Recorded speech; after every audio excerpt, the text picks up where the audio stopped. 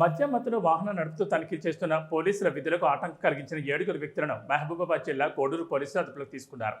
మహబూబాబాద్ జిల్లా ఎస్పీ ఆదేశాల మేరకు కోడూరు మండల పరిధిలోని భూపతిపేట సమీపంలో ఉన్న సీతానగరం క్రాస్ రోడ్ జాతీయ రహదారి వద్ద ఎస్ఐ గిరితారెడ్డి నేతృత్వంలో సిబ్బంది వాహనం తనిఖీ చేపట్టారు. ఆ సమయంలో భీమునిపాతం వైపు నుంచి వస్తున్న మహేంద్ర స్కార్పియో వాహనాన్ని ఆపాల్సిందిగా పోలీసులు సైక్ చేశారు.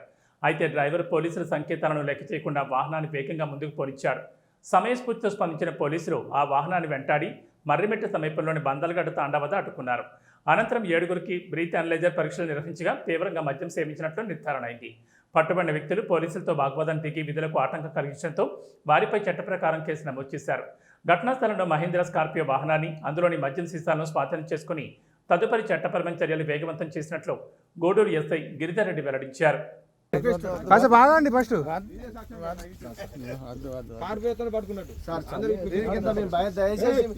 భద్రాడతాం సార్ మాకేం పెద్ద అక్కడే ఆపాలి బండి.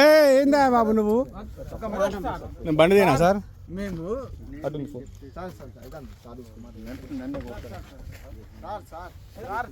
చెయ్యి పట్టక నువ్వు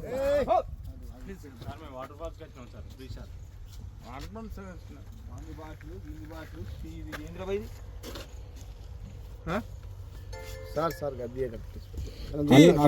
అన్ని తీసుకుంటే ఉన్నా సాక్ష్యం పెట్టండి సార్ అడుగుతాను మేము ప్లీజ్ సార్ మీరు కూడా ఒక సార్ మీరు కూడా ఒక పెద్ద సార్ ఇంత రిక్వెస్ట్